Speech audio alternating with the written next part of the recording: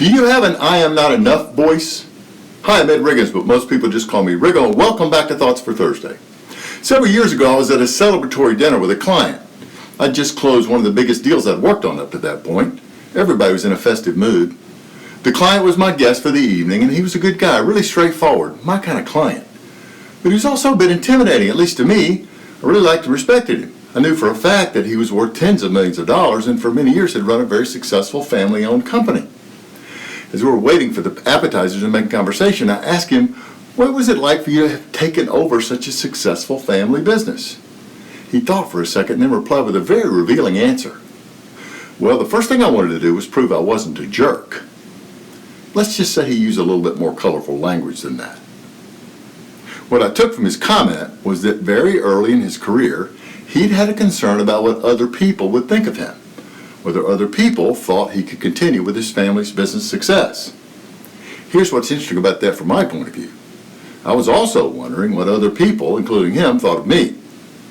Here I was, a small town state school kid who had moved to the big city and who had closed this big deal with this important man.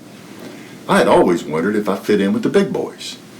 I've often competed with people who grew up in the town where we worked, who'd gone to private schools, and who'd come from professional class families.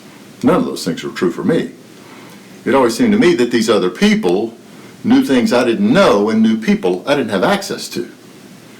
This man had the same I am not enough voice inside his head that I'd had inside my head, but for much different reasons.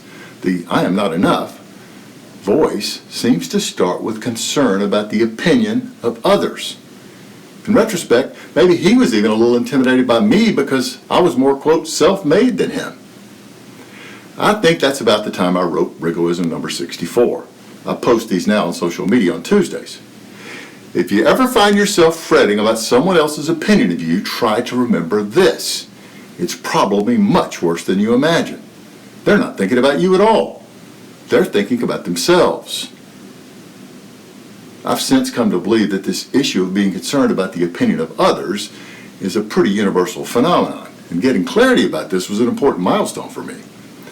Once I came to see this as a universal phenomenon, I decided to just be myself.